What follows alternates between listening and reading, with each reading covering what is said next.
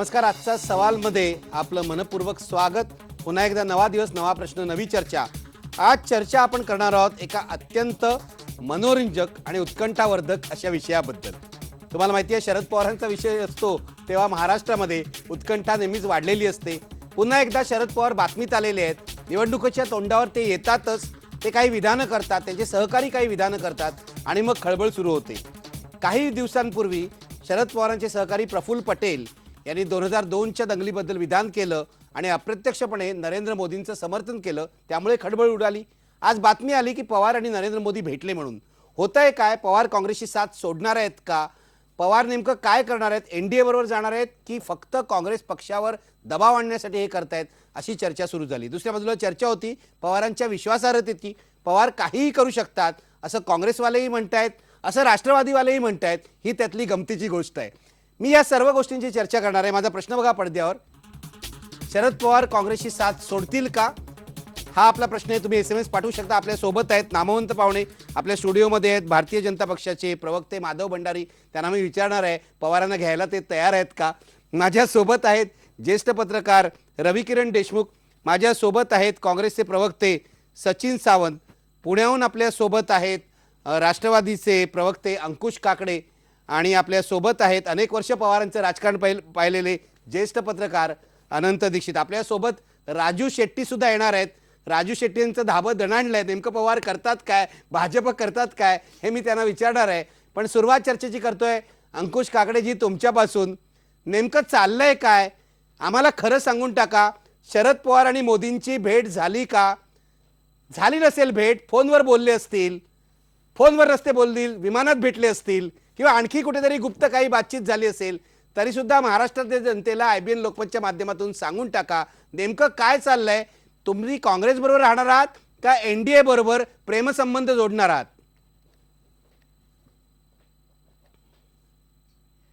निखिलजी, पुढचे 2 महिने अशा प्रकारच्या मनोरंजक बातम्या तुम्हाला सातत्याने ऐकाव्या लागणार आहेत.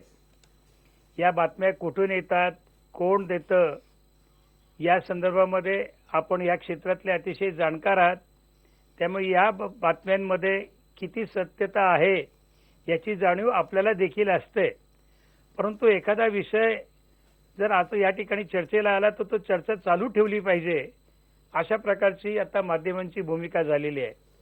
आपण म्हणता की या ठिकाणी आम्ही काँग्रेस बरोबर राहणार की नाही. आमच्या काँग्रेसच्या प्रवक्त्यामध्ये आणि माझ्या प्रवक्त्यामध्ये वेशभूषेवरचं ते देखील साम्य आपल्याला दिसत असेल. आमच्या दोघांची वेशभूषा सारखी आहे.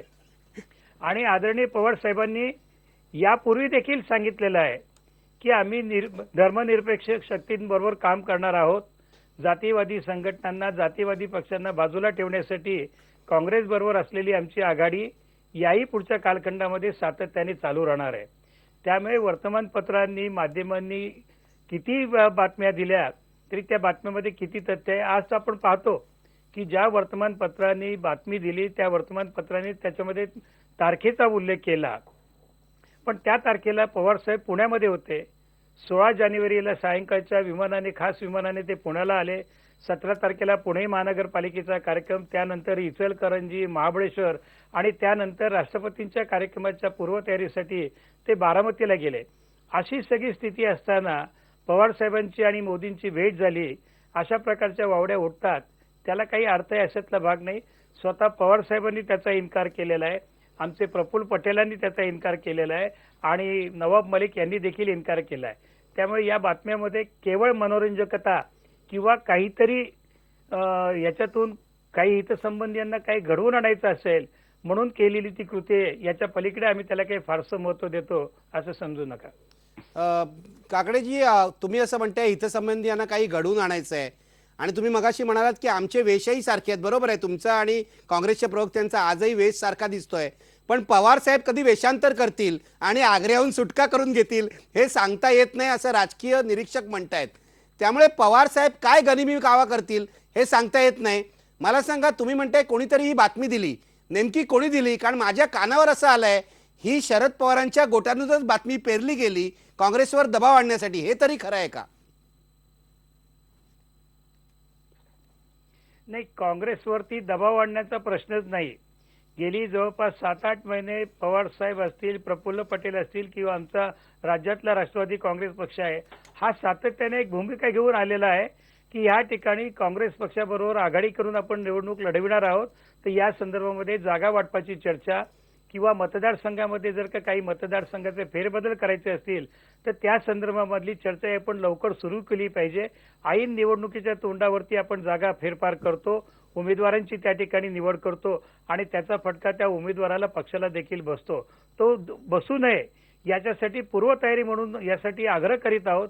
गेली 7-8 महिने सातत्याने पवार साहेब असतील, प्रफुल्ल पटेल असतील, भास्करराव जाधव असतील, उपमुख्यमंत्री असतील, म्हणजे आमच्या पक्षाचे सर्वच नेते काँग्रेसला या ठिकाणी आग्रह करतायत, परंतु काँग्रेसकडनं मात्र त्या बाबतीमध्ये सकारात्मक प्रतिसाद मिळत नाही. आज देखील प्रफुल्ल पटेल मुख्यमंत्र्यांना भेटले आणि लवकरच चर्चा सुरू करू असं सांगितलं.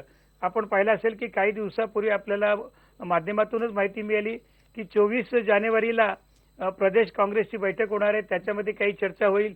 त्यानंतर अँटोनींकडे तो अहवाल जाईल आणि तो अहवाल गेल्यानंतर त्याच्यावरती या गोष्टीला देखील जवळपास आता 7-8-10 दिवस होऊन गेले तरी चर्चा होत नाही आणि ती चर्चा होत नाही, बैठक होत नाही.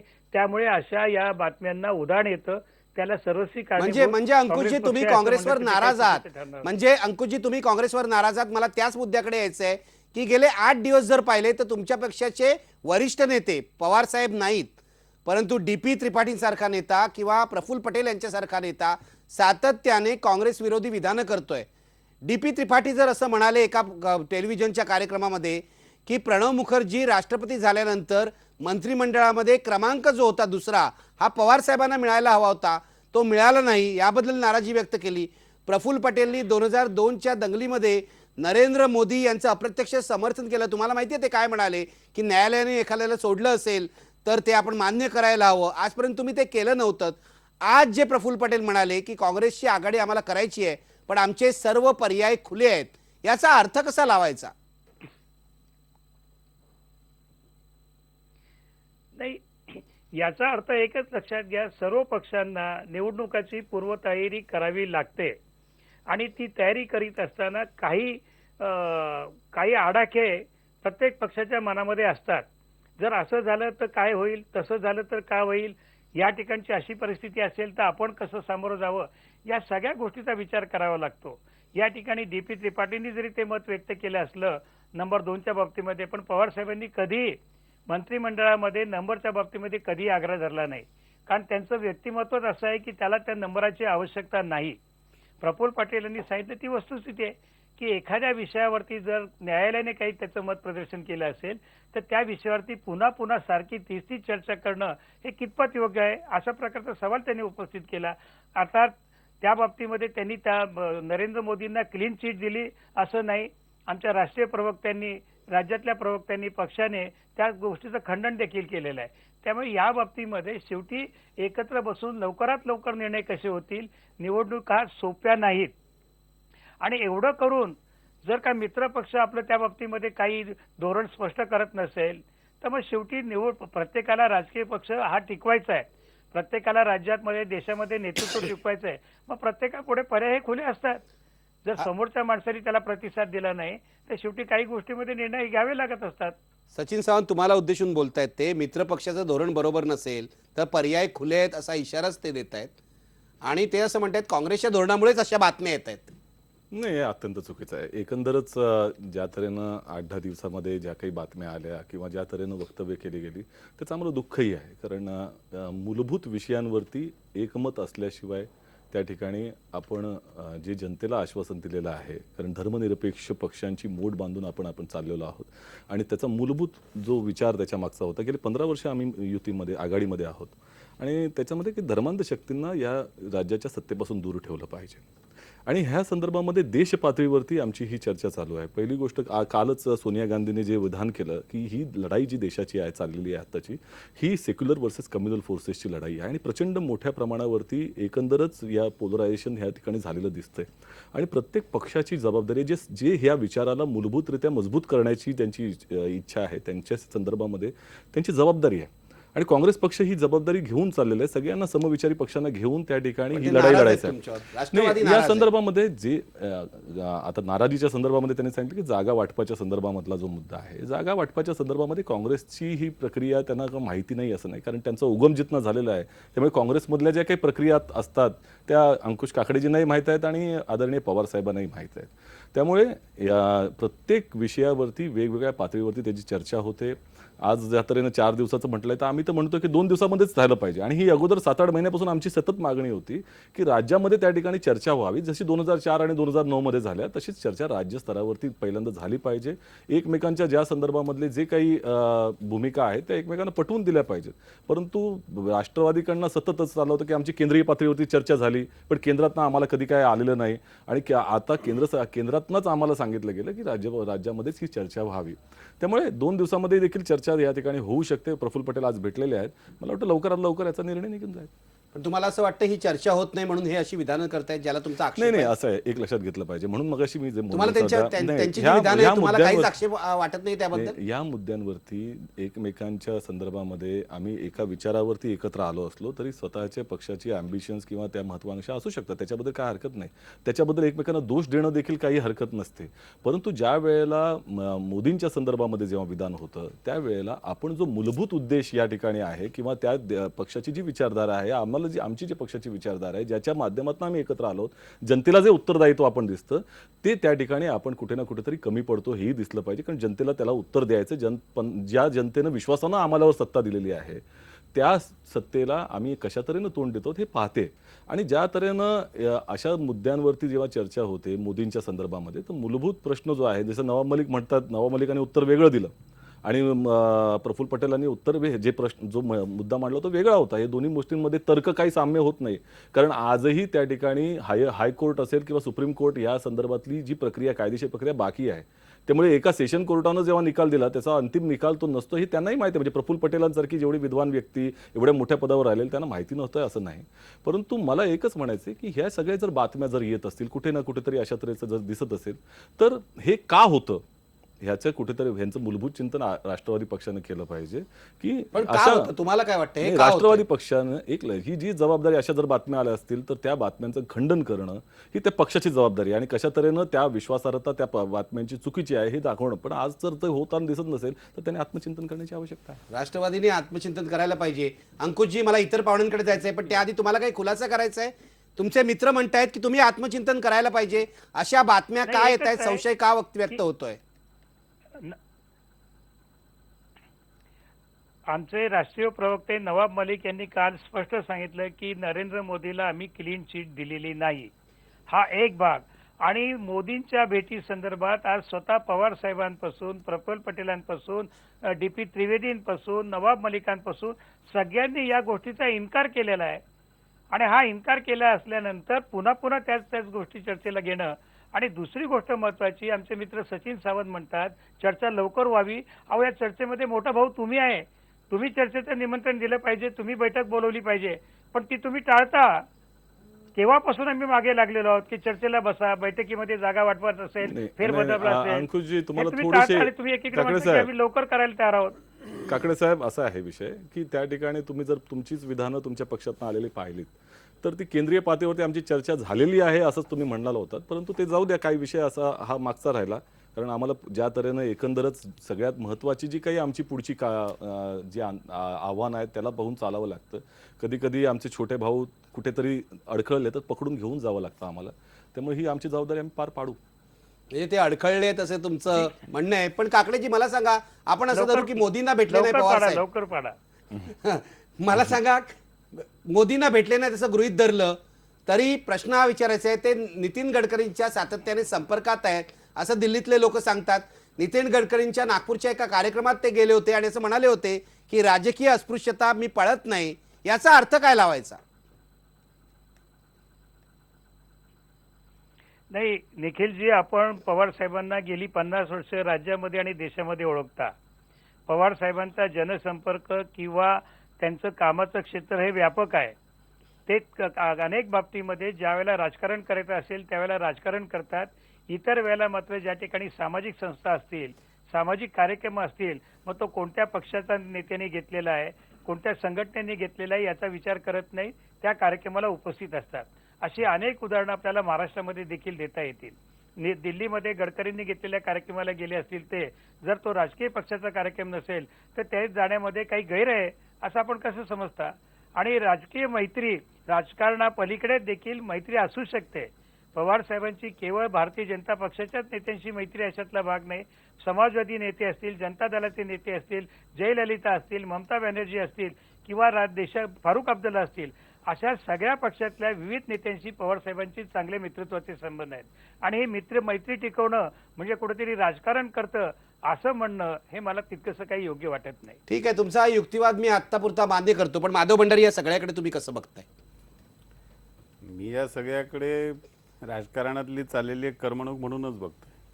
कारण आजच्या बातमीचं खंडन पवारसाहेबांनी तर केलंच, पण माझ्या पक्षातल्या सुद्धा दिल्लीतल्या वरिष्ठ नेत्यांनी हेच सांगितलं की अशा तऱ्हेची भेट झालेली नाही, या सगळ्या बातम्या निरर्थक आहेत. आमच्या दृष्टीने तो मुद्दा उद्भवत नाही. आणि आपला जो आजचा प्रश्न आहे की शरद पवार काँग्रेसची साथ सोडतील का, तर त्याचं मी आपल्याला अतिशय स्वच्छ उत्तर देतो की शरद पवार काँग्रेसची साथ कदाचित सोडतील किंवा सोडणार नाहीत, पण ते आम्हाला साथ देणार नाहीत हे नक्की आहे. म्हणजे काँग्रेसची साथ सोडली तरी तुम्ही त्यांना बरोबर घेणार नाही? नाही, ते आमच्याबरोबर येतीलच ही शक्यता नाही. आणि ह्याचं मी तुम्हाला पूर्ण गेल्या 35 वर्षांचं विश्लेषण मी आपल्यासमोर मांडू शकतो. काय येणार आहे तुमच्याबरोबर? मी काय आपल्याला येणार आहे? सांगतो, शरद पवार काँग्रेसमधून बाहेर पडले 1978 मध्ये, आणि त्यावेळेला ते आमच्याबरोबर आघाडी करून पुलोद करून मुख्यमंत्री झाले. पण आमच्याबरोबर म्हणजे भारतीय जनता पार्टी किंवा जनसंघाबरोबर नाही, त्यावेळेला जनता पार्टी होती. आणि त्या जनता पार्टीमध्ये आमचे जसे पूर्वाश्रमीचे आम्ही जनसंघी होतो, समाजवादी होते, संघटना काँग्रेसचे होते, इतरही काही लोक होते. त्यामुळे त्या जनता पार्टीबरोबर पवारसाहेबांनी आघाडी केली, पुलोद केलं. त्यानंतर आस्थागायत भारतीय जनता पार्टी म्हणून आम्ही बाहेर पडल्यानंतर त्यांनी आस्थागायत भारतीय जनता पार्टीबरोबर राजकीय सहकार्य केलेलं नाही, ही वस्तुस्थिती आहे. आणि ते करणार नाहीत. म्हणजे पवारसाहेबांचा मी किती मोठा अतिशय कडवा टीकाकार जरी असलो तरीसुद्धा मी आपल्याला हे सांगतो की त्यांची सैद्धांतिक भूमिका या विषयातली जी आहे ती लक्षात घेता शरद पवार हे भारतीय जनता पार्टीबरोबर कुठल्याही प्रकारचं राजकीय सहकार्य कधी सचिन सावंत भाजपचे प्रवक्ते शरद पवारांचं समर्थन करतायत, लक्षात घ्या. ते येणार नाहीत आमच्याबरोबर असं ते सांगतायत. आणि निश्चितच ज्या तऱ्हेनं मी मगाशी तुम्ही जर बोलता सांगितलं की पंतप्रधानांनी स्वतः सांगितलं की आमचे अतिशय महत्त्वाचे सहकार्य आहे. पण मी पुढचं सांगतो, काय ते आमच्याबरोबर येणार नाहीत हे खरं आहे सर. जितकं खरं आहे तेवढंच पुलोदमध्ये आमचा पाठिंबा घेऊन ते मुख्यमंत्री झाले होते. म्हणजे ते कोणाचाही पाठिंबा घेऊन काही येऊ शकतात, जसं तुम्ही सुचवताय. ठीक आहे, आपल्याबरोबर 2 ज्येष्ठ पत्रकार आहेत, त्यांना आपण चर्चेमध्ये आणूया. रविकिरण देशमुख, कसं पाहताय तुम्ही? कारण निवडणुका आल्या की शरद पवारांविषयीच्या बातम्या सगळ्या फेर धरून नाचायला लागतात. तुम्ही कसं पाहताय? मुळात कुठलाही राजकीय पक्ष हा तीव्र स्पर्धा करत असतो आणि अतिशय गुदमरवणारी ही एक लढाई आहे राजकारण. म्हणजे इथं तात्कालिक मित्र असतात. आजच्या राजकारणामध्ये कोणी कोणाचा कायमचा शत्रू नाही, कायमचा मित्र नाही. सत्तेसाठी हे सगळं चाललेलं आहे. आणि जेव्हा निवडणूक येते तेव्हा हे सगळं घमासान सुरू होतं, कारण विधिमंडळात आणि संसदेमध्ये तुमच्या पक्षाला किती प्रतिनिधित्व आहे त्यावर पुढच्या 5 वर्षाची गणितं राजकीय पक्षांची ठरतात आणि त्या पक्षाचं अस्तित्व काय आहे हे ठरतं. तर पवार हे अतिशय चाणाक्ष नेते आहेत आणि सगळ्याच राजकीय पक्षातल्या आघाडीतल्या फळीतल्या नेत्यांना मीडियामध्ये कुठली बातमी कधी सोडायची ती बातमी सोडायची. तुमचं असं मत आहे ही बातमी सोडलेली आहे? असू शकते, कारण आजची जी परिस्थिती आपण पाहतोय त्याच्यामध्ये काँग्रेसमुळं राष्ट्रवादी थोडासा त्रस्त झाल्यासारखा दिसतोय. काँग्रेसनी कोंडी केली आहे. काँग्रेस आणि राष्ट्रवादी हे फार एकजिन्सी आणि फार नैसर्गिक मित्र आहेत असं नाही आहे. 99 साली एकमेकांच्या विरोधात त्यांनी प्रचंड लढाई केली आणि पुन्हा एकत्र आले ना सत्तेसाठी. आणि तेव्हापासून गुन्ह्या गोविंदाने हे संसार करतायत. हे 14 वर्ष झाली आज त्या गोष्टीला. इथे जागा वाटपाचा प्रश्न आला आणि काँग्रेसने नेमकं दुखऱ्या रस्त्यावर त्यांच्या बोट ठेवलेलं आहे की गेल्या 4 वर्षात राष्ट्रवादी काँग्रेसबद्दल जी काही प्रवाद निर्माण झाली, जी चर्चा जनमानसामध्ये निर्माण झाली, त्यावरून राष्ट्रवादी काँग्रेस पक्ष बचावाच्या भूमिकेत गेलाय हे लक्षात आल्याबरोबर काँग्रेसने आपल्या पद्धतीने ह्या पक्षाला खेळवायला सुरू केलं की काय असं वाटतं. कारण पक्ष नेतृत्व जे आहे त्यातल्या त्या दिल्लीमधलं जे तरुण नेतृत्व आहे त्याच्याबद्दल राष्ट्रवादी काँग्रेसचे फार वेगळी मतं आहेत. सोनिया गांधी यांच्याबद्दल नेहमीच हा पक्ष आदर व्यक्त करतो, परंतु मला असं वाटतं राहुल गांधी यांनी जेव्हापासून पक्षाची सूत्र हाती घेतली तेव्हापासून या पक्षाला एक संशय असा वाटतोय की राहुल गांधी काही आपल्याला व्यवस्थितरित्या ट्रीटमेंट देणार नाहीत असंच जणू की काय. म्हणून अधूनमधून ह्या पक्षाने त्यांना इशारे द्यायला सुरुवात केलेली आहे. आज भाजप बरोबर हा पक्ष जाईल का नाही हा मुद्दा बाजूला ठेवा, परंतु काँग्रेस बरोबर आघाडीत आपल्याला काय मिळेल, जे पूर्वीचं मिळालं होतं ते आज मिळेल का नाही ह्या चिंतेने त्रस्त झाल्यामुळं राष्ट्रवादी काँग्रेसने वेगवेगळ्या पद्धतीने इशारे द्यायला सुरुवात केली आहे आणि ह्या इशाऱ्याचाच हा एक भाग आहे असं मला वाटतं. किरणच्या याच्यामध्ये फक्त दोन गोष्टींचा मी समावेश करेन की एक तर सोनिया गांधींच्या विरुद्ध परराष्ट्र नागरिकाचा मुद्दा काढून शरद पवार आणि त्यांचे सहकारी काँग्रेसमधून बाहेर पडले, नंतर ती भूमिका त्यांनी बदलली, सोडून द्या. आणि राहुल गांधींचं नेतृत्व जेव्हा काँग्रेस स्वीकारतंय असं स्पष्ट झालं त्यावेळेला शरद पवारांनी हे 2-3दा स्पष्ट केलेलं आहे की राहुल गांधींच्या नेतृत्वाखाली काम करायला मला आवडणार नाही. हो, हे स्पष्ट केलं त्यांनी मुलाखत सांगितलेलं आहे. त्यामुळे ह्या दोन गोष्टी आपण विसरता कामा नये.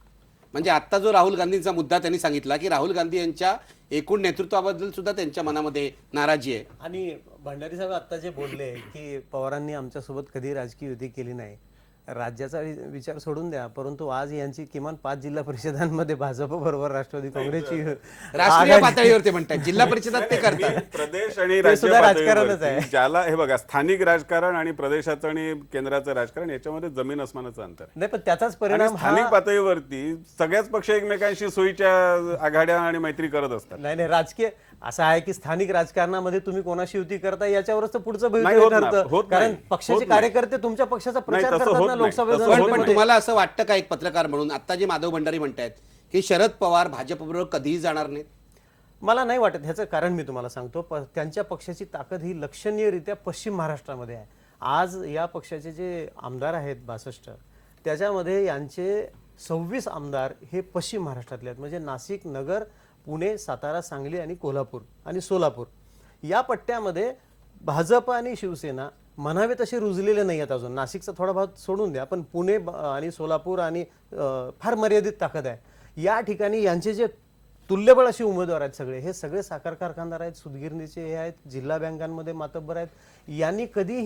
यांनी जेव्हा हा पक्ष सोडला काँग्रेस आणि राष्ट्रवादी काँग्रेस बरोबर गेले, तेव्हा हे एकतर दादा गटाचे होते, वसंतदादा पाटील यांच्या गटाचे, किंवा पूर्वाश्रमीचे हे काँग्रेसचेच लोक होते. यांना भाजप सेना हे समीकरण काही मान्य होणार नाही आणि हे अतिशय स्वयंभू नेते आहेत हे सगळे.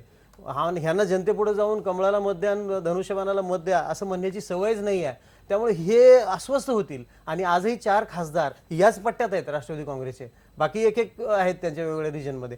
तर इथं भाजप आणि सेनेबरोबर युती करून ह्या पक्षाला यश मिळणार नाही हे माहिती असल्यामुळं राष्ट्रवादी काँग्रेस भाजपबरोबर जाणार नाही. तुम्हाला असं वाटतं जाणार नाही, नाही या निवडणुकीला जाणार नाही, कधीही जाणार नाही? मी आता दीक्षित सरांकडे येतोय. दीक्षित सर, या सगळ्या घडामोडींकडे तुम्ही कसं पाहताय? एकूण सूर असा निघतोय की आज शरद पवार भाजप सेनेबरोबर जाणार नाहीत, काँग्रेसवर दबाव आणण्यासाठी या बातमीचा उपयोग करून घेतील. तुम्ही कसं पाहताय?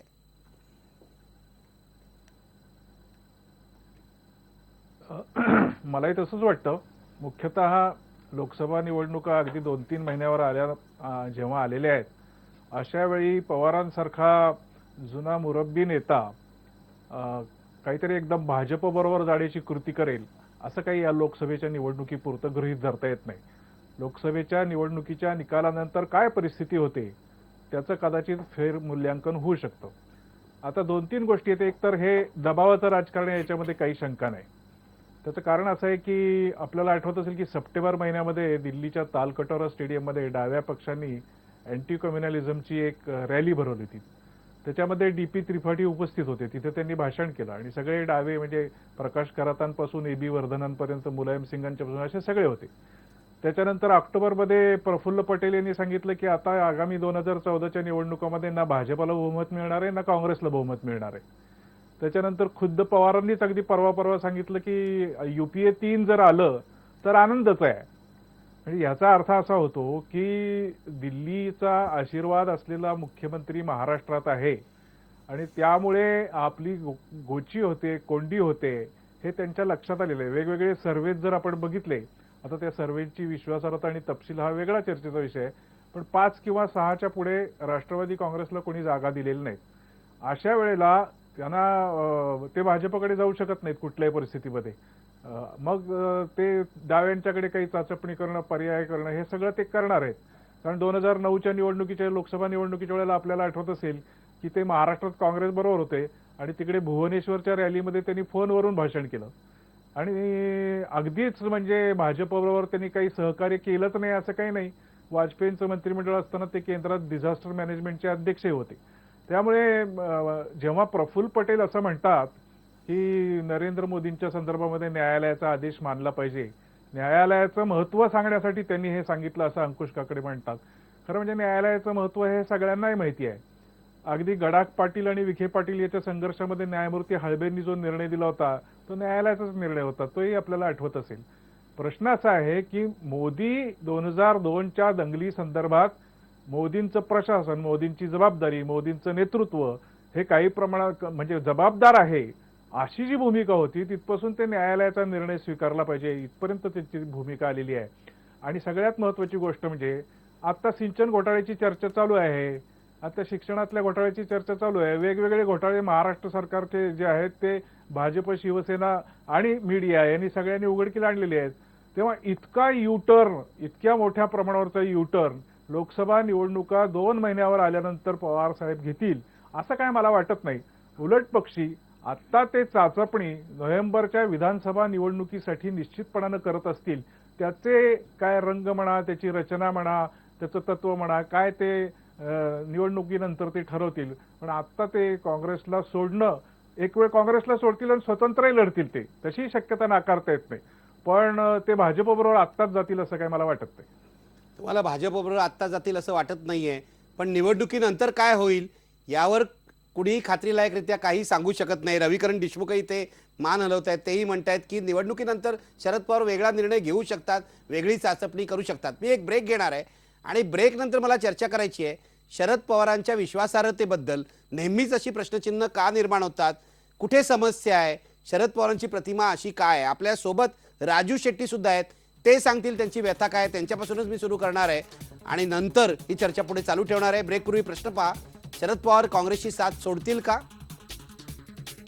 नाही म्हणतात 54% लोक. आपली चर्चा लोकांना पटलेली दिसते.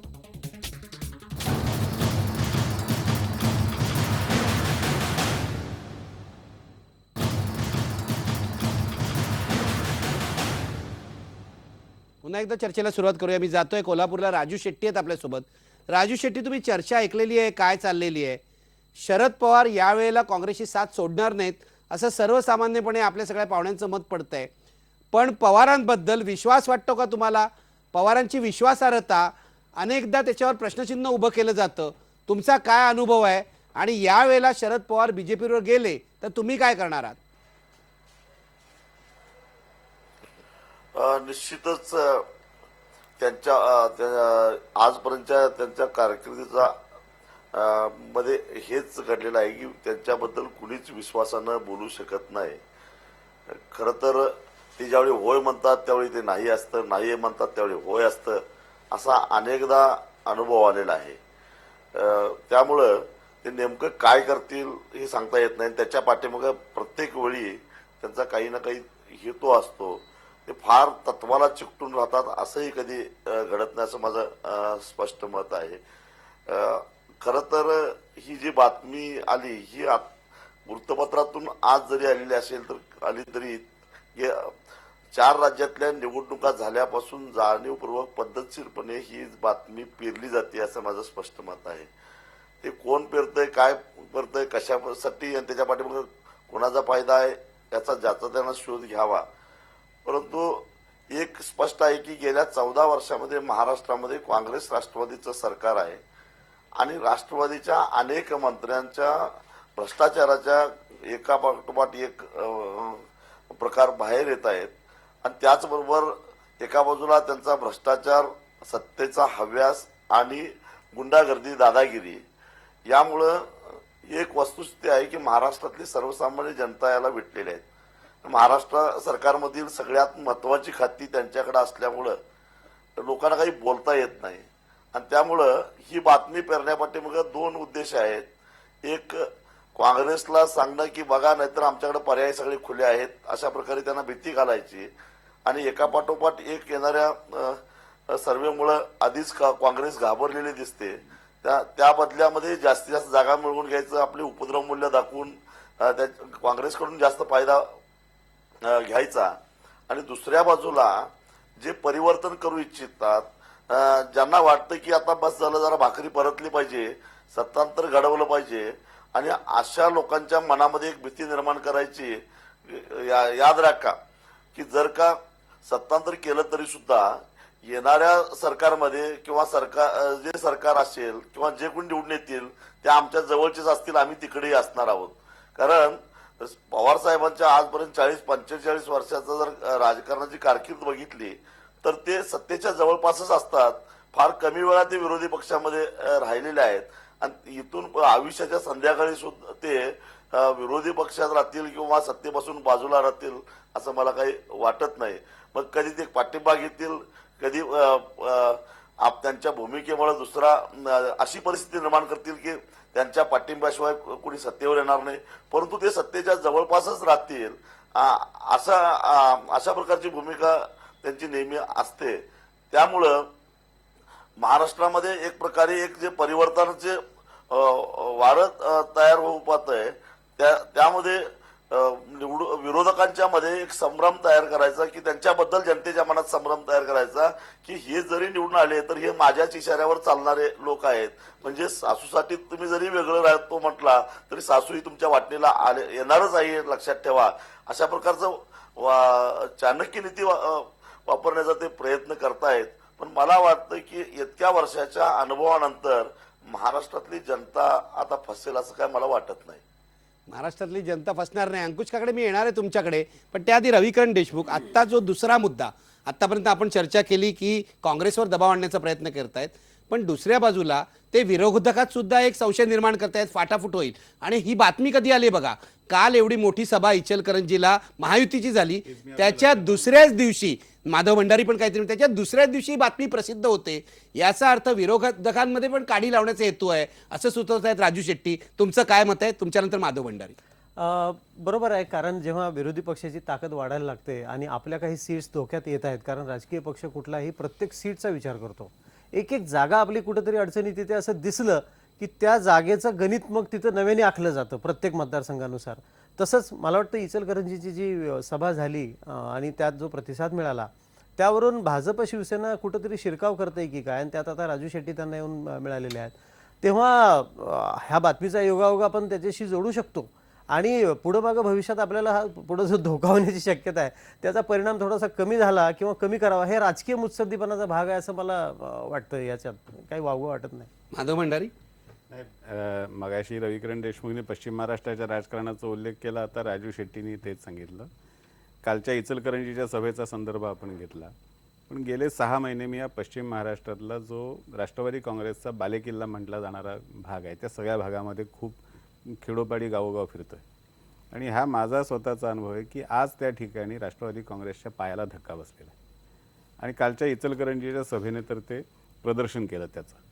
आणि त्यावेळेला या सगळ्या आपल्या मतदारांना, म्हणजे विरोधी पक्षांमध्ये किंवा आमच्या मित्रपक्षांमध्ये काही बुद्धिभेद करण्यापेक्षा सुद्धा जो तिथला खालचा मतदार आहे त्याला हे दाखवून देण्याचा प्रयत्न आहे की तुम्हाला जर मोदींबरोबर जायचं असेल तर मी मोदींबरोबरच आहे, कशाला मला सोडायची गरज नाही. त्याच्याही मनामध्ये संभ्रम निर्माण करा. मतदाराच्या मनामध्ये संभ्रम निर्माण करायचा की तुम्हाला मोदीबरोबर जायचं तर जा, पण मी मोदींबरोबरच आहे हे दाखवण्याचं सुद्धा एक नाटक त्याच्यामध्ये असू शकतं. आणि एवढं करण्याची कुशलता ही नक्कीच पवारांकडे आहे. शरद पवारांच्या चाणक्य नीतीमध्ये येत आहे, म्हणून त्याला पवार पॉवर असं म्हणतात. मला अंकुश काकडेंकडे जायचंय, पण त्याआधी राजू शेट्टी, मला तुम्हाला सरळ प्रश्न विचारायचा आहे की तुम्ही गोपीनाथ मुंडे, रामदास आठवले, उद्धव ठाकरे यांच्यामध्ये कुठेतरी काडी पडावी म्हणून हे करण्यात आलंय का? हो, निश्चितच तसं आहे. कारण त्यांना माहिती आहे की माझा लढा आहे तो प्रामुख्यानं सहकारातल्या या त्यांच्या अपप्रवृत्तीच्या विरोधात.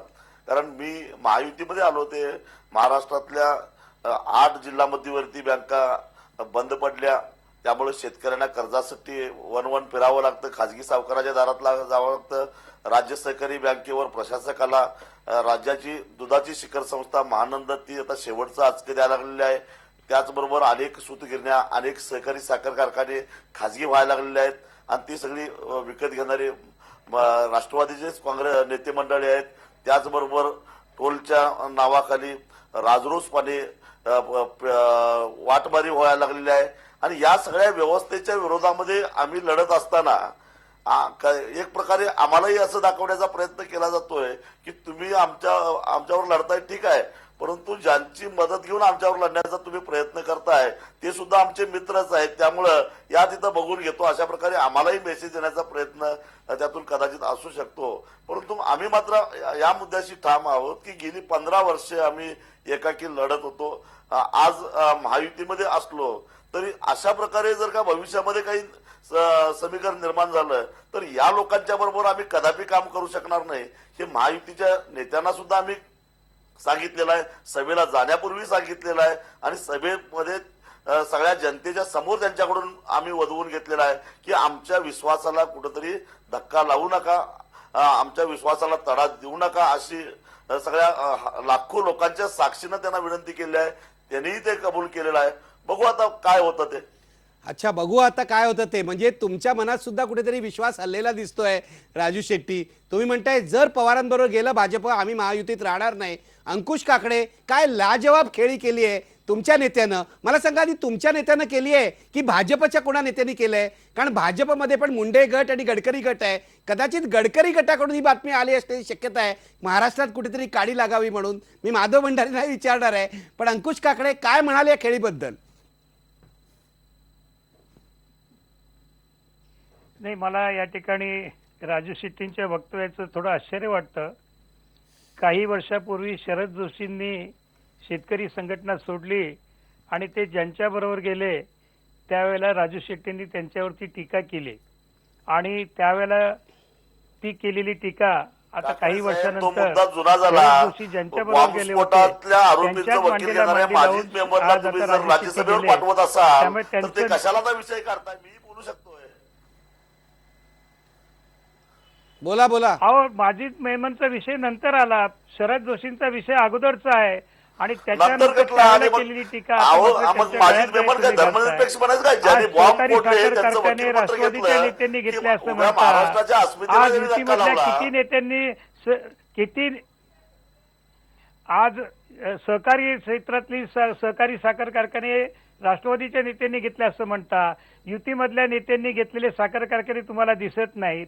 टोलच्या प्रश्नामध्ये IRB मध्ये पण त्या युतीमधल्या नेत्यांचे किती नेत्याकडून स्टेक आहेत निकाल वधवून याच्याकडे तुम्ही घेतलेला आहे डोळेझाक की जर का करता आणि सत्तांतर केवळ झालं तर महाराष्ट्रामध्ये राजकीय विक्री झालेल्या द्वेषापोटी साखर कारखान्याची राष्ट्रवादी चौकशी काँग्रेसवरती आम्ही आणि लावू. शरद पवारांची टीका असं करणं वधवून घेतलेलं हे आहे एकमेव जनतेसमोर. हे तुमचं आहे. हे इचलकरंजीतल्या जनतेला आता समजलेलं आहे. येणाऱ्या लोकसभेच्या निवडणुकीमध्ये इचलकरंजीमध्ये झालेला गेल्या वेळीची चूक ते त्या ठिकाणचे मतदार दुरुस्त करतात की नाही पहा. मी दोघांनाही थांबवतोय. हा आपला विषय नाहीये. राजू शेट्टी विरुद्ध राष्ट्रवादी काँग्रेसचा विषय नाहीये. एक मिनिट अंकुश काकडे साहेब, एक मिनिट.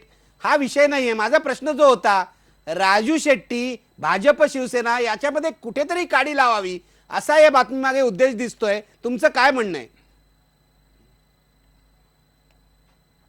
नाही, आम्ही सांगितलं ना की ही बातमी देण्यामागे राष्ट्रवादी काँग्रेस पक्ष किंवा आदरणीय पवार साहेब यांचा अर्थार्थी काडीचा काही संबंध नाही. युतीमध्ये गेलेल्या नेत्यांना युतीमध्ये लखलाभ हो अशाच प्रकारची पवार साहेबांची भूमिका आहे. आता आपणच सांगता की हे करत असताना भारतीय जनता पक्षातली काही मंडळी अशा प्रकारच्या बातम्या प्रसारित करत असतील तर त्यांची आम्ही हात धरू शकत नाहीत, त्यांचं तोंड आम्ही धरू शकत नाहीत. आणि विशेष म्हणजे महाराष्ट्रातले भारतीय जनता पक्षाचे नेते त्या विषयाच्या बाबतीमध्ये खंडन करतायत की हे असं होणार नाहीये. असं हे स्पष्ट असताना पुन्हा पुन्हा त्याच गोष्टीवरती आपण चर्चा करतो हे मला काही तितकंसं योग्य वाटत नाही. आम्ही पवार साहेब कधीही भारतीय जनता पक्षाबरोबर जाणार नाहीत, जातीवादी संघटनेला साथ देणार नाहीत. हे त्रिवार सत्य आहे. काकडेजी, कधीही हा शब्द बरोबर आहे का? कधीही जाणार नाही. काल गोपीनाथ मुंडेंना मी विचारलं तुम्ही राष्ट्रवादीला झाल्यानंतर सुद्धा निवडणुका झाल्यानंतर सुद्धा का असं विचारतायत? अंकुशजी, मी काल गोपीनाथ मुंडेंना विचारलं तुम्ही राष्ट्रवादीला बरोबर घ्याल का निवडणुकीनंतर? ते म्हणाले निवडणुकी आधीच सांगतो, निवडणुकीनंतर काय होईल हे पुढे बघूया. तुम्ही सांगताय का निवडणुकीनंतरही तुम्ही जाणार नाही म्हणून भाजप बरोबर? नाही, आता तुम्ही एक लक्षात घ्या, भारतीय जनता पक्षाचे नेते काय म्हणतायत हे तुम्ही पाहिलं. आणि या बाबतीमध्ये एक लक्षात घ्या की शेवटी काही गोष्टींच्या बाबतीमध्ये आपल्याला काही गोष्टीचा विचार करावा लागेल. या देशाचं केवळ पक्षीय राजकारण हे करता येणार नाहीये. देशाची सार्वभौमता, देशाचं संरक्षण, देशाची एकात्मता या गोष्टीला देखील काही वेळेला महत्त्व द्यावं लागतं. जशी त्यावेळेची परिस्थिती असेल त्या परिस्थितीवरती ते निर्णय अवलंबून असतात. अगदी बरोबर आहे. म्हणजे देशाचं हित लक्षात ठेवून तुम्ही एनडीए बरोबर जाऊ शकता. बरोबर आहे ना? नाही असं मी असंच मी म्हणालात म्हटलेलं तुम्ही. नाही. असंच म्हणालात. देशाची एकात्मता जे ठेवू शकतील, देशाचं संघटना, शेवटी देशाचं हित हेच आमच्या डोळ्यासमोर राहणार आहे, या बाबतीमध्ये दुमत नाही. देशाचं हित बघा. सचिन सावंत काय म्हणतायत तुमचे मित्रपक्ष, ते निवडणुकीपर्यंत जाणार नाही तेवढं सांगतायत. निवडणुकीनंतर देशाचं हित लक्षात घ्यायला लागेल असं म्हणतायत. काय म्हणाल तुम्ही? आणि आज ही जी चर्चा होते, आता एक पहिली गोष्ट तर आमच्या मनामध्ये तर हीच भावना आहे की हाताशिवाय घड्याळाला शोभा नसते. त्यामुळे आणि घड्याळाची जी काही चावी देण्याचं काम जे आहे ते देखील हातालाच करावं लागतं. त्यामुळे ह्या सगळ्या गोष्टी आमच्या मनातल्या पण आहेत. घड्याळ फुलाबरोबर गेलं तर काय नाही, होणार? पण मुळात नाही, ते नाही, घड्याळ ऐका. हातावरचं नाहीये, टेबलावरचं आहे. त्यामुळे ते कुठल्याही टेबलावर जाऊ टेबलावरचं घड्याळ आहे, हातातलं घड्याळच नाही म्हणतायत ते. नाही, आम्ही कुठल्याही आमच्या- टेबलावर बसू शकतात. माधव भंडारींनी अगदी लाजवाब तुम्हाला उत्तर दिलेलं आहे. नाही, तो त्यांचा तो अँगल असू शकतो, परंतु आमच्यासाठी ते हातावरचं घड्याळ आहे असं आम्ही म्हणून मानतो. परंतु एकंदरच लक्षात घेतलं पाहिजे की आज मला मनापासून दुःख होतं आहे या संदर्भामध्ये की आमचे सगळ्यांचे ज्येष्ठ नेते आहेत महाराष्ट्राचे शरद पवारजी, आणि राष्ट्रवादीच्या संदर्भामध्ये अशा तऱ्हेचं जेव्हा एखादं सगळी चर्चा होते त्यावेळेला ती अशी होऊ नये. याचं कारण असं की आमचा एक फार मोठा व्यापक दृष्टिकोन आहे देशभरातली ही जी निवडणूक लढताना. मग अशी मी सांगितलं की आमचा उद्देश काय आहे की ह्या ज्या धर्मांध शक्तींचा आपल्याला विमोड करायचा आहे, त्यांना ह्या सत्तेपासून रोखायचं आहे, आणि या देशातल्या जनतेच्या संदर्भामध्ये जे आम्हाला जे काही उत्तरदायित्व आहे ते पारंपरिक उत्तरदायित्व आहे, नेहरूंच्या काळापासूनचं उत्तरदायित्व आहे, गांधीजींच्या काळापासूनचं, ते काँग्रेस पक्ष नेहमी निभावत आला आहे. आणि म्हणून ह्या वेळेला ज्या वेळेला कोॲलिशनचं युग आहे त्याच्यामध्ये आम्ही सगळ्यांना घेऊन चालतो. आज महाराष्ट्रातली परिस्थिती पाहिली तर आज जे काही विरोधी पक्षामधलं जे वातावरण दिसतंय ते मला वाटतं असं की ते अनैसर्गिक युत्या झालेल्या दिसत आहेत. म्हणजे आज राजू शेट्टी जे म्हणतायत, खऱ्या अर्थानं पॉलिसीच्या संदर्भामध्ये जर पाहायला गेलं तर या काळामध्ये गेल्या 10 वर्षाच्या काळामध्ये शेतकऱ्यांच्या संदर्भामध्ये जर काही क्रांतिकारक निर्णय झाले असतील, त्यांच्या मिनिमम सपोर्ट म्हणजे आधारभूत किमतीमधले दुपटीने वाढ होणं असेल, किंवा ग्रामीण भागातली एकंदरच क्रयशक्ती वाढण्याच्या संदर्भात असेल, रोजगाराच्या तुमचं असं म्हणणं आहे तुमच्या सरकार, पण त्याला ते मान्य नाही. तो त्यांचा angle राजू असेल. शेट्टींना ते मान्य परंतु- नाही म्हणूनच ते गेले. नाही, परंतु त्याचबरोबर ज्या वेळेला इंदू मिलाचं आंदोलन येतं, इंदू मिलच्या संदर्भामध्ये जेव्हा आठवले निळा झेंडा घेऊन येतात त्या ठिकाणी आम्ही ज्या एवढ्या प्रमाणामध्ये बाबासाहेब आंबेडकरांचं स्मारक केलं त्यावेळेला त्याच्याबरोबर तो भगवा झेंडा दिसत नाही, हे दिसतंय. आणि आताच्या परिस्थितीमध्ये त्याच्याही पेक्षा मोठी आव्हानं जी दिसत आहेत की लोकांची दिशाभूल करण्याचा प्रयत्न किती मोठ्या प्रमाणात होतोय. गोपीनाथ मुंडेंनी आता ज्या वेळेला सांगितलं की बाबासाहेब आंबेडकरांना खासदार बनण्यासाठी श्यामाप्रसाद मुखर्जींनी मदत केली होती, आणि ती जी काही खोट्या प्रमाणामध्ये अशा तऱ्हेचं दिशाभूल करण्याचं चित्र निर्माण केलं जात आहे, हे सगळ्या गोष्टीची आव्हानं आपल्या समोर आहेत. आज मोदींच्या संदर्भामध्ये अशा तऱ्हेने विधान करताना ज्या वेळेला प्रफुल्ल पटेल करत असतात त्यावेळेला अनेक वर्ष ते 2000 लोकांची त्या ठिकाणी हत्या झाल्या, त्यांचे कुटुंबीय असतील किंवा त्याच्या संदर्भामध्ये महाराष्ट्रातल्या लोकांच्या संदर्भातल्या भावना असतील, या सगळ्या भावना आपल्याकडे लागून असतात, आपल्याकडे आसुसल्या नजरेने पाहत असतात. तुमच्यावर विश्वास टाकलेला आहे, तुमच्याकडनं असं अपेक्षित नाही. त्यामुळे ह्या सगळ्या कोणाकडनं? राष्ट्रवादीकडनं हे अपेक्षित नाही असं तुम्ही म्हणताय. काँग्रेस राष्ट्रवादी या दोन्ही पक्षांचे हे सरकार आहे या ठिकाणी. अशा तऱ्हेची वक्तव्यांनी त्याचं नुकसान होऊ शकतं, आणि ही जी काही लढाई आम्हाला भविष्यामध्ये लढायची त्याला कुठे ना कुठेतरी थोडासा अडचण पण निर्माण मी होते. ब्रेक घेणार आहे. मला एका प्रश्नाचं उत्तर द्या. ह्याचं उत्तर मला काय? एका प्रश्नाचं उत्तर द्या. तुम्ही इतके वर्ष काँग्रेसमध्ये आहात.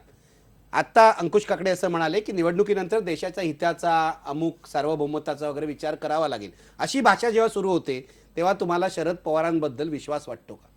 नाही, आम्ही शरद पवार साहेब हे फार मोठे नेते, त्यांच्याबद्दल मी काय बोलणार नाही. परंतु त्यांच्या राजकारणाबद्दल, नाही, व्यक्तिशः त्यांच्या नका बोलू, व्यक्तिशः ते राष्ट्रवादी चांगलेच ग्रस्त काँग्रेसच्या आहेत. एकंदरच या भूमिकेबद्दल मी निश्चितपणे बोलतो की मगाशी मी सांगितलं की त्यांनी थोडासा या बाबतीमध्ये आत्मपरीक्षण करण्याची आवश्यकता या करता आहे की अनेक ठिकाणी जसं विदर्भामध्ये 5 जिल्हा परिषदांमध्ये त्यांच्या भाजपबरोबर आघाड्या झालेल्या दिसतात. ही जनता पाहते. 5 जिल्ह्यांमध्ये भाजप बरोबर राष्ट्रवादीची जिल्हा आघाडी झालेली आहे. झालेले आहेत, आणि त्यामुळे या ठिकाणी नाही, आमच्या कुठेही शिवसेना भाजपबरोबर कुठल्याही तऱ्हेचं नाही, कुठेच नाही त्या ठिकाणी. कुठे महाराष्ट्रामध्ये कुठल्याही तऱ्हेचं आम्ही मतदान कोणाला केलेलं नाही शिवसेनेला, हे आणि ही भूमिका आम्ही घेऊन चालतो. रवी किरण त्यामुळे देशमुख आहे. मला वाटतं उस्मानाबाद जिल्हा परिषदेत यांचं नाही, त्या ठिकाणी आहे. दोन्ही अध्यक्ष आणि उपाध्यक्ष काँग्रेस पक्षाचे आहेत, हे लक्षात असले घ्या. तरी मदत पण शिवसेनेला शिवसेनेबरोबर आहे. आहात नाही, तुम्ही नाही, तिथे. आम्ही शिवसेनेबरोबर आहात. आम्ही शिवसेनेकडनं मदत मागितली नाही. त्यांनी कुणी जर मतदान आम्हाला केलं असेल तर तो दिली त्यांचा तरी- विषय, तो म्हणजे त्यांचा संसद विषय. विरोधी आम्ही आवाज- कोणाला मतदान केलेलं नाही हे लक्षात घेतलं पाहिजे. त्या ठिकाणी जर धर्मनिरपेक्ष पक्षाचीच आघाडी येणार असतील तर तो संदर्भ हा वेगळा राहतो. परंतु ह्या सगळ्या गोष्टींचा जर परिपाक पाहिला तर हे जे अविश्वासाचं म्हणजे जे वातावरण निर्माण होतं ते ह्या संदर्भातल्या लढाईला हानिकारक आहे असं आमचं म्हणणं कसली आहे. लढाई? लवकरात लवकर ही जी आज काल सोनिया गांधींनी जी सांगितली धर्मनिरपेक्षतेच्या लढाईबाबत काँग्रेसवर विश्वास ठेवायला लोक तयार नाहीत असं दिसतंय. नाही, अशा तऱ्हेचं महाराष्ट्रामध्ये 15 वर्ष राज्य जे आम्ही केलं ते ह्याच तत्वांवर केलेलं आहे. आणि हे जे सक्सेसफुल राजकारण आम्ही केलं की धर्मांध शक्तींना 99 वर्षी सत्ता आल्यानंतर त्या 2014 लढाईतला पर्यंत- तुमचा साथी जो आहे तो तुमच्यावर राहील अशी खात्री आहे का तुम्हाला? नाही, असं की कधी कधी त्यांचा पाय घसरला तरी आम्हाला पकडावं लागतं. आम्ही कधी घेऊन कधी जातो. त्यांचा पाय घसरतोय तुम्ही मान्य करताय. नाही, अंकुश घसरला काकडे तर- ऐका. घसरला घसरला तर म्हणजे आता घसरलाय, असं- नाही, असं आता नाही घसरलाय. म्हणलं, तर केलावं लागेल. नाही, म्हणजे ते पाय धरायची भाषा करतायत, सांभाळायची भाषा करत नाहीयेत. म्हणजे तो पाय कशासाठी धरतील हे सांगता यायचं नाही. पाय कारण धरून तो- तोंडावर पाडतील सुद्धा असंही हा, म्हणताय कारण ते. ते जिल्हा राज्य बँकेचा विषय आहे, साखर कारखान्यांचा विषय आहे. प्रत्येक विषयामध्ये त्याने आपल्या सहकाऱ्यांचे पाय कसे धरलेत हे सगळ्यांना उत्तम माहिती आहे. ठीक आहे, मी एक ब्रेक घेतो आणि ब्रेक नंतर पुन्हा मला त्याच मुद्द्याकडे यायचं आहे. रविकरण देशमुख आहेत, अनंत दीक्षित आहेत, अनेक वर्ष राजकारण पाहिलेले आहेत. शरद पवारांचं हे राजकारण कशा प्रकारचं आहे, त्यांना स्वतःच्या विश्वासार्हतेची काळजी वाटत नाही का, हा प्रश्न मला विचारायचा आहे. ब्रेक घेऊया. ब्रेकपूर्वी प्रश्न पहा, शरद पवार काँग्रेसची साथ सोडतील का? 52% लोक नाही म्हणतायत, पण लक्षात घ्या थोडासा आपला पोल बदललाय. 48% लोक आता होय म्हणतायत.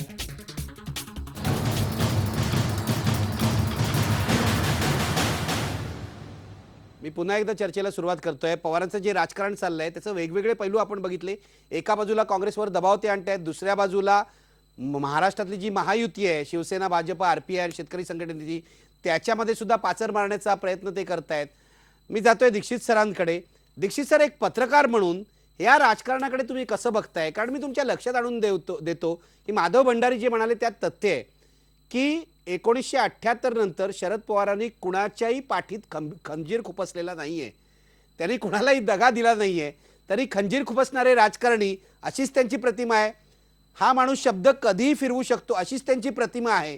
हे कशामुळे झालंय?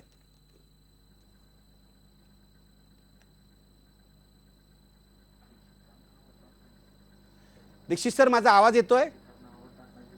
रविकरण देशमुख, हाच प्रश्न तुम्हाला, कशामुळे झालंय? मला वाटतं पवार हे अत्यंत प्रॅक्टिकल नेते आहेत, अत्यंत वास्तववादी नेते आहेत. आणि सत्तेचं जे गणित असतं, राजकारण कशासाठी करायचं तर सत्तेसाठी करायचं. एकतर सत्ता आली पाहिजे किंवा मग त्या सत्तेमध्ये आपला काहीतरी अधिकार असला पाहिजे. आणि शरद पवारांचं राजकारण जर आपण फार पूर्वीपासून पाहत आलो तर त्याच्यामध्ये असं दिसतंय की महाराष्ट्रातल्या सहकार चळवळीचे ते अनभिषिक्त नेते आहेत. त्यांच्या जवळपास सुद्धा कोणी जाऊ शकत नाही आणि विरोधी पक्षातले लोक सुद्धा सहकाराबाबत त्यांचा सल्ला घेतात. मग ह्या सहकारी चळवळीतल्या बड्या बड्या नेत्यांना, म्हणजे साखर कारखानदार, सूतगिरणी, प्रक्रिया संस्था, जिल्हा बँका, हे जे नेते आहेत ना, यांना सत्तेमधून काही ना काही लागतं, सतत मदत लागते. मग त्या सत्तेतून मदत देण्यामध्ये त्या सहकार चळवळीचे इंटरेस्ट जे असतात, त्यांचे जे हिताच्या गोष्टी असतात ते कोण करू शकतं तर ते फक्त शरद पवार करू शकतात. त्यामुळे कायम त्यांच्या सभोवताली हा जो एक वर्ग जमा झालेला आहे, त्या वर्गाचं हित बघायचं असेल ना, मग त्याच्यासाठी तुम्हाला तडजोडी करावं लागलं तर काय फरक पडतो? कारण शेवटी तुम्हाला राजकारणच त्यांच्या जीवावर करायचं म्हटल्यानंतर भूमिका बदलणं स्वाभाविक आहे. आणि त्या भूमिका बदलत असताना आपण काय करतो? आपण राजकारणाची व्याख्या करायला जातो आणि व्याख्या करत असताना एक साचा बनवतो, त्या साच्यात ते घालायला बघतो. आणि तिथं नेमकं आपलं गणित चुकतं आणि आपल्याला वाटतं की मग पवार आपल्या भूमिका का बदलतात? पवार आपल्या भूमिका बदलत नाही, ते त्यांचे जे पाठीराखे आहेत त्यांच्या दृष्टीनं ते चाली रचत असतात राजकारणामध्ये वेगवेगळ्या. हा त्यातला सगळ्यात मोठा फरक आहे. पवार आपल्या हितसंबंधाच्या दृष्टीने चाली रचत असतात असं तुमचं म्हणणं आहे, माधव भंडारी? ह्या अशा तऱ्हेची प्रतिमा पवारसाहेबांची तयार होण्याच्या मागचं सगळ्यात महत्त्वाचं कारण जे मला वाटतं तर त्यांचं थोडंसं मांजराच्या पिल्लासारखं आहे. मांजराचं पिल्लू कुठूनही पडलं किंवा कुठूनही टाकलं तरी ते पायावरच उभं राहतं. तसं कुठलीही परिस्थिती आली तरी शरद पवार साहेब हे सत्तेच्या जवळपास असतात. एक 2-3 वर्षांचा अपवाद सोडल्यास गेल्या 35 वर्षांमध्ये पवार साहेबांनी विरोधी पक्षात बसून राजकारण केलेलं नाही. विरोधी पक्षनेते जे काही थोडे दिवस होते त्या पलीकडे केलेलं नाही. अगदी आपण ज्याचा उल्लेख केला आणि ज्याचा संदर्भ घेतला की अगदी आमचं राष्ट्रीय लोकशाही आघाडीचं सरकार होतं तर त्याही सरकारमध्ये कॅबिनेट दर्जाचं डिझास्टर मॅनेजमेंटच्या समितीचं प्रमुखपद त्यांच्या पदात त्यांनी पाडून घेतलंच. त्यामुळे हे जे कौशल्य आहे सत्तेच्या जवळपास सतत राहण्याचं, सत्तेत किंवा सत्तेच्या जवळपास, त्याच्यामुळे सर्वसामान्य माणसाच्या मनामध्ये नेहमीच हा प्रश्न निर्माण होतो की हा माणूस रंग जो मिळेल त्या रंगात मिसळण्याचा प्रयत्न करणारा माणूस आहे. याचा स्वतःचा रंग काय हे लोकांना सहजासहजी कळत नाही. रंग बदलणारा वाटतो, कुठलाही रंग उचलणारा वाटतो आणि म्हणून ही विश्वासार्हता त्यांची राहत नाही. आणि दुसऱ्या बाजूने ते जरी काँग्रेसबरोबर गेली 10 वर्ष असले तरी काँग्रेसला खाली बघायला लावण्याची कुठलीही संधी ते सोडत नाहीत. आजही त्यांनी तेच करून आजही त्यांनी दाखवलं. तेच करून दाखवलं. आणि मग अगदी पृथ्वीराज चव्हाणांना निर्णय घेता येत नाहीत, फायली हलत नाहीत इथपासून म्हणजे तुम्ही काढून गेल्या 6 महिन्यामधलं, गेल्या 6 महिन्यामध्ये तुम्हाला एकही पंधरवडा असा सापडणार नाही की ज्याच्यामध्ये त्यांनी काँग्रेसवरती काही ना काही शरसंधान केलेलं नाही. हे ते करत राहतात कशासाठी त्याची कारणं त्या वेळेला असतील. पण आपण काँग्रेसचे पूर्णपणे गुलाम नाही हे दाखवण्याचा करायची तो प्रयत्न असेल किंवा काँग्रेसकडून काही ना काही काढून घेण्याचा प्रयत्न असेल. आणि दुसऱ्या बाजूने काँग्रेस हे तेच करते. काँग्रेसने म्हणजे राज्य सहकारी बँक ही काँग्रेसने त्याच्यावरती काय करून दाखवलं ते आहे. राष्ट्रवादी काँग्रेसची आणि अजित पवारांची कोंडी प्रत्येक विषयामध्ये कशा पद्धतीने काँग्रेसने केली हे आपल्या समोर आहे. त्यामुळे ह्या दोघांमधलं राजकारण जे आहे ते दोघांमधलंही राजकारण तुझं माझं जमेना आणि तुझ्याशिवाय करमेना या पद्धतीचं राजकारण आहे. त्यामुळे जमेल त्यावेळेला एकमेकांना हाणायचं आणि नाही अगदीच खूप हाणामारी झाली असं दिसलं की परत एकदा गळ्यात गळे घालायचे. या पद्धतीचं जे राजकारण गेले 10-15 वर्ष महाराष्ट्रातली जनता बघते. त्यामुळे सुद्धा ही विश्वासार्हता संपलेली आहे. मी थोडंसं अधिक माधव भंडारी जे बोलले ते सांगू इच्छितो की 2 जानेवारीची जी मंत्रिमंडळाची बैठक झाली मुंबईमध्ये ती अतिशय महत्त्वाची आहे. गेले काही दिवस महाराष्ट्रामध्ये जे राजकारण सुरू आहे त्याचा एक अत्यंत कळस अध्याय होता. त्या दिवशी अजित पवार यांनी सरळ सरळ सांगितलं, असं आम्हा जे बाहेर आलेली माहिती आहे की त्यांनी सरळ सांगितलं की आम्ही सत्तेच्या बाहेर बसतो, आम्ही पाठिंबा देतो तुम्हाला, आम्ही काय हे सरकार सोडणार नाही, आघाडी सोडणार नाही, पण मग तुम्हीच चालवा. इथे निर्णयच होत नाहीत. इथं जनतेपुढे जाऊन काय सांगायचं ह्याचे प्रश्न अनेक दिवसाचे प्रलंबित आहेत. आणि पहिला मुद्दा त्यांनी जो क्लिअर करून घेतला त्याच दिवशी संध्याकाळी तो म्हणजे महाराष्ट्रातल्या पाटबंधारे प्रकल्पांना जी सुधारित प्रशासकीय मान्यता हवी होती. कारण राष्ट्रवादीचे नेते गावोगाव आश्वासन देत होते की आम्ही हा प्रकल्प पूर्ण करू, आम्ही पाणी देऊ. आणि पाणी हा अत्यंत मूलभूत घटक आहे आणि त्याच्या भोवती राजकारण महाराष्ट्राचं खूप मोठ्या वेगाने फिरतंय. एक सुधारणा की आपल्या काही मुठभर लोकांचे प्रकल्प सगळ्या महाराष्ट्रातल्या जनतेचे प्रकल्प त्यात आले त्यांचे हितसंबंध असलेले, मगाशी ते म्हणाले त्याप्रमाणे. प्रकल्प. पण आपण बघा की त्यानंतर आजपर्यंत कालची जी कॅबिनेट मीटिंग झाली 11 निर्णय झाले, जवळपास 40 ते 42 निर्णय झालेत ह्या एका महिन्यामध्ये. असा एकही महिना म्हणजे मला आठवत काँग्रेसला नाही गेल्या सुद्धा 4 धक्का वर्षामध्ये. लागतो.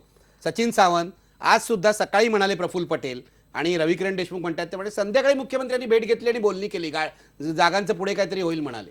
नाही, त्यांची ती पूर्वनियोजित बैठक होती अशा तऱ्हेची माहिती मला मिळालेली आहे. आणि त्याच्या संदर्भामध्ये काँग्रेस पक्ष आता ज्या तऱ्हेने त्यांनी 4 दिवस वाट बघायचं जे म्हणतायत, आज प्रफुल्ल पटेल म्हणाले आमची तर तयारी 2च दिवसामध्ये ह्याची चर्चा व्हावी आणि लवकरात लवकर निर्णय लागला पाहिजे. निवडणुकीनं सामोरं जायचं आहे, एकत्र लढायचं आहे अशी आमची प्रामाणिक इच्छा आहे. मित्राचा पाय घसरू नये अशी तुमची इच्छा आहे. नाही, असं त्याला सावरू आम्ही, तसं काही विषय नाही त्याच्यामध्ये. कारण शेवटी ही जी जबाबदारी आहे जी दिलेली आहे ती महाराष्ट्राच्या जनतेनं दिलेली आहे. पुरोगामी महाराष्ट्र, त्याची धोरणं प्रगतिशील आहेत, ज्या तऱ्हेनं जाडूतोणा विषयावरती आम्ही एकसंध राहिलो, अशा अनेक आमूलाग्र बदल करणारे कायदे या ठिकाणी आणणं आहे आपल्याला. आणि ती जी सेवा करायची आहे ती आपल्याला गेले 15 वर्ष त्यासाठी दिलेली आहेत, लोकांनी मतदान केलेलं आहे, त्याची जाणीव आम्हा सगळ्यांना असली पाहिजे. एकूण सचिन सावंत असं सुचवतायत अंकुशजी की तुम्ही आमची साथ सोडू नका, निदान या निवडणुकीपर्यंत तरी बरोबर राहा. पण माझा प्रश्न आहे तुम्हाला की शरद पवारांच्या या चाणक्य नीतीचं जे राजकारण आहे त्यामुळे त्यांची विश्वासार्हता कुठेतरी धोक्यात येते असं नाही का तुम्हाला वाटत? तुम्ही एक गोष्ट लक्षात घ्या की पवार साहेब ज्या ज्या वेळेला त्यांचं वक्तव्य करतात ते वस्तुनिष्ठ वक्तव्य असतं. आणि सरकारमध्ये असो किंवा पक्षामध्ये देखील असो, जर सरकारमधल्या काही उणिवा असतील, चुकीच्या गोष्टी असतील तर त्याच्या बाबतीमध्ये स्पष्ट भूमिका मांडणं, संबंधित आघाडीच्या नेत्यांपर्यंतच्या कानावरती त्या गोष्टी घडणं, याच्या बाबतीमध्ये ते काही चुकीचं करतात अशातला भाग नाही. पक्षामध्ये देखील अनेक वेळेला आमच्या पक्षामध्ये काही दुमत होत असतात, त्यावेळेला देखील पवारसाहेब त्यांची भूमिका स्पष्ट सांगत असतात, या पद्धतीने आपल्याला काम करावं लागेल. त्याच्यामुळे त्यांची स्पष्ट भूमिकेला तुम्ही जर का चाणक्य नीती समजत असाल तर तो तुमचा प्रश्न आहे. परंतु असलेली आपली भूमिका स्पष्ट मांडणं, वस्तुनिष्ठ भूमिका मांडणं हा पवारसाहेबांचा आतापर्यंत प्रयत्न आहे.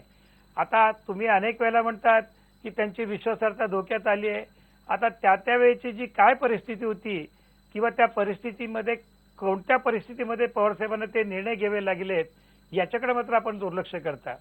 78 साली झालेली घटना असेल, त्यावेळेला पण झालेलं ते पोलत का झालं, त्या ठिकाणी काँग्रेस आणि त्यावेळेच्या आरएस काँग्रेसचं राज्य होतं, पण काँग्रेस ज्या पद्धतीने वागत होती किंवा नेत्यांचा अपमान, चव्हाण साहेबांचा अपमान, केंद्रीय नेतृत्व, काँग्रेसचं केंद्रीय नेतृत्व होतं ते महाराष्ट्राकडे पाहण्याचा दृष्टिकोन, त्यामुळे त्या वेळच्या परिस्थितीनुरूप त्यांनी ते निर्णय घेतले. याचा अर्थ त्यांची कुठेतरी विश्वासार्हता संपते अशातला भाग नाही. आणि त्याच्यानंतर त्यांनी त्यांचं कर्तृत्व सिद्ध केलं. 18 महिन्याच्या महाराष्ट्राच्या पुलोच्या राजकारणामध्ये आज जी मंडळी आमच्यावरती टीका करतात ती त्यावेळेला आमच्या बरोबर होती आणि अतिशय चांगल्या प्रकारचं प्रशासक म्हणून प्रशस्तीपत्रक त्यावेळेच्या त्या विरोधी पक्षाच्या लोकांनी देखील आम्हाला दिलेलं आहे. त्यामुळे त्यांची कुठेतरी तत्वापासून बाजूला जातात वगैरे असं जे आहे, धर्मनिरपेक्षता या बाबतीमध्ये पवारसाहेब कुठेही तडजोड करत नाहीत. स्थानिक पातळीवरती काय होत असेल तर त्याच्याशी पवारसाहेबांचा काही संबंध नसतो. माधव भंडारी तुम्ही बोला आणि मग मी अनंत दीक्षितांकडे जातो. नाही नाही, आता अंकुश दादांनी सांगितलं ते सगळं ठीक आहे, त्याच्याबद्दल मला आता काही फार वाद घालायचा नाही. फक्त एक सहज माझ्या मनात शंका आली, ती दादांना विचारायची मला, की प्रफुल्ल पटेलनी 2002च्या गुजरातच्या दंगलींबद्दलच्या न्यायालयाच्या निर्णयाबद्दल जे विधान केलंय ते महाराष्ट्र प्रदेशच्या कार्याध्यक्षांना मान्य आहे का? महाराष्ट्र प्रदेश राष्ट्रवादी काँग्रेसच्या कार्याध्यक्षांना? नाही, आमच्या पक्ष म्हणजे तुम्ही जितेंद्र आव्हाडांबद्दल बोलताय. नाही, आमच्या पक्षाच्या नाही, जे आमच्या पक्षाने त्याचा इन्कार केलेला आहे. अशा प्रकारची कुठली क्लीन चिट दिली नाही असं पक्षाचं भास्करराव जाधवांचं स्टेटमेंट आहे. ज्यावेळेला पक्षाचा अध्यक्ष अशा प्रकारचं स्टेटमेंट करतो तेच स्टेटमेंट म्हणजे प्रफुल्ल पटेलांचं विधान हे कार्याध्यक्ष तुम्ही असू नाकारताय, शकतं. प्रफुल्ल पटेलांना बोलण्याचा अधिकार नाही असं तुमचं म्हणणं आहे? नाही, अधिकार असं म्हणत नाही मी. त्यांनी क्लीन चिट दिली नाही हे आमचं मत आहे. ठीक आहे, कदाचित ही सुद्धा चाणक्य नीती असू शकते. माझा वेळ संपलेला आहे, मला दीक्षित सरांकडे जायचं आहे. पण जाता जाता राजू शेट्टी, पवारांची जी चाणक्य नीती आहे आणि तिची तलवार आहे तुमच्या डोक्यावर आहे पश्चिम महाराष्ट्रामध्ये, शेवटी काय म्हणाल? काही फरक पडत नाही आणि या तलवारीची धार आता गेलेली आहे. तलवार जुनी झालेली आहे. त्यामुळं काही फरक पडणार नाही. आम्ही ताकदीनं लढू आणि आज त्यांना पराभव समोर दिसतोय. त्यांचा जो बेस होता तो ग्रामीण भागातील शेतकरी, सर्वसामान्य माणूस, तो बेस आता सहकाराच्या माध्यमातून सहकारातून गुलाम बनवून त्यांना वापरलं होतं. पण तो आता त्यांनी सहकाराच्या माध्यमातून त्यांच्या पायातल्या ज्या जखडबंद बेड्या होत्या त्या बेड्या एक एक करून तोडायला सुरुवात केली आहे. आणि जशा जशा या साखळ्या तुटत जातील त्या पद्धतीनं ते अस्वस्थ व्हायला लागलेले आहेत. परंतु परिणाम काही होणार नाही. या बेड्या आता तोडून टाकलेल्याच आहेत आणि त्यांनी काही निर्णय घेतला काही तरी आमच्यावर परिणाम होणार नाही. आता आम्ही खऱ्या अर्थानं स्वतंत्र होणार आहोत आणि स्वतंत्र झालेल्या 2014च्या विधानसभेच्या आणि लोकसभेच्या निवडणुकीमध्ये दाखवून देऊ. ठीक आहे, शेवटी दीक्षित सर, मगाशी मी तुम्हाला प्रश्न विचारला होता की 78 नंतर पवारांनी कधी दगाबाजी केलेली नसताना पवारांची प्रतिमा मात्र मलिन झालेली आहे, त्यांच्यावर विश्वास ठेवायला कोण तयार नाहीये. आणि माधव भंडारी म्हणाले त्याप्रमाणे परिस्थितीप्रमाणे ते रंग बदलतात असं चित्र उभं राहत आहे. तुम्ही कसं विश्लेषण कराल त्यांच्या या नेतृत्वाचं?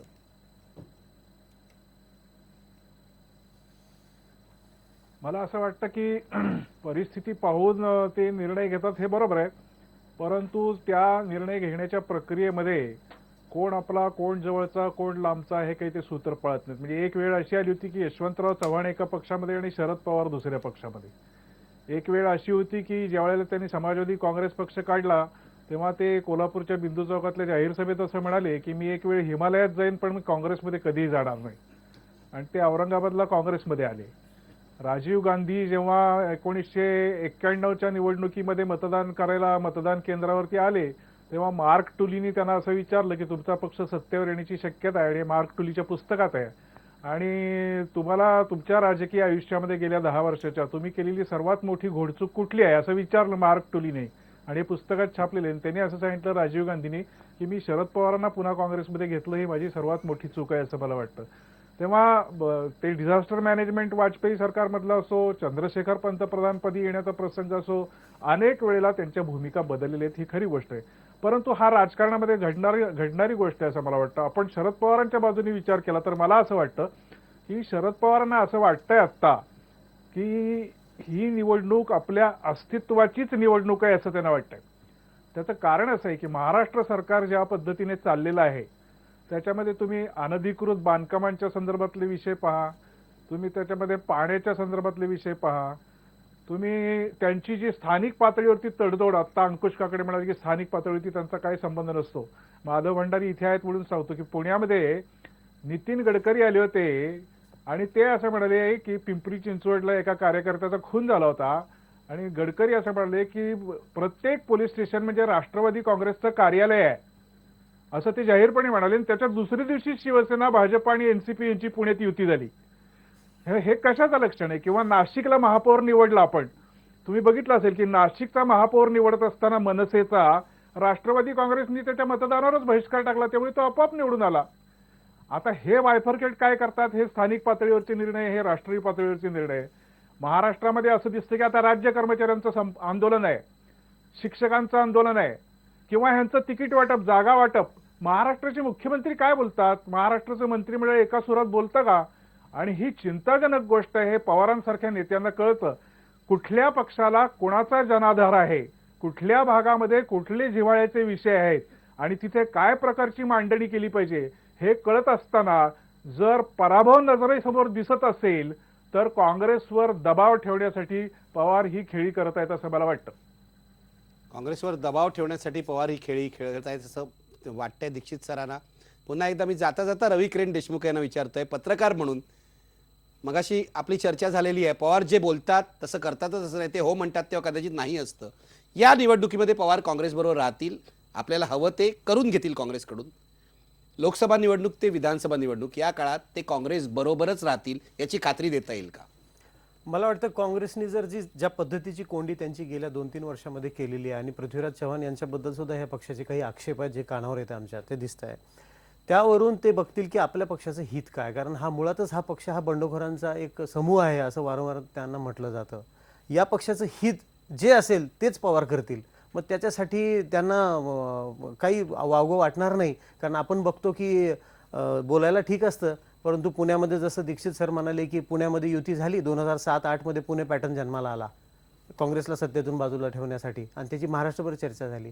आता बीडला गोपीनाथ मुंडे किती जरी विरोधात बोलत असले तरी त्यांच्या लोकसभा निवडणुकीला प्रचंड मताधिक्याने ते विजयी होतात आणि नंतर मात्र त्यांच्या पक्षाचे 5 उमेदवार पडतात आणि तिथे राष्ट्रवादी काँग्रेस निवडून येते. हा चमत्कार 3च महिन्यात कसा होतो? हे सगळे ह्याच्या मागे एकच आहे की आता विशिष्ट ध्येयधोरणं आणि तत्व हे सगळं बाजूला पडलेलं आहे आणि राजकारण एका वेगळ्या दिशेने चाललेलं आहे. त्यामुळं पवार अतिशय भविष्याचा वेध घेणारे नेते आहेत. ते त्यांच्या लक्षात आलं की माझ्या पक्षाचं हित इथं साधलं जाणार नाही आणि उद्या माझा पक्ष अडचणीत येऊ शकतो, माझ्या पक्षाच्या नेत्यांमध्ये संभ्रम निर्माण होऊ शकतो, त्यावेळेस ते भूमिका बदलायला कमी करणार नाही. ते भूमिका बदलायला कमी करणार नाहीत. या वाक्यावरच मी आजचा कार्यक्रम संपवतोय. शरद पवार काँग्रेसची साथ सोडतील का? आता बघा 53% लोक म्हणतात होय आणि 47% लोक नाही म्हणतायत. शेवटी मी इतकंच म्हणेन की शरद पवार आज या क्षणाला काँग्रेसची साथ सोडतील अशी परिस्थिती नाहीये. इलेक्शनपर्यंत ते राहतील, दबाव आणतील असं दिसतंय. आपले पत्रकार, तज्ज्ञ पत्रकारही म्हणतायत. पण त्यानंतर काय होईल हे सांगता येत नाही. राजकारणात 6 महिन्याचा कालावधी खूप मोठा असतो. धन्यवाद. पहा फक्त IBN लोकमत.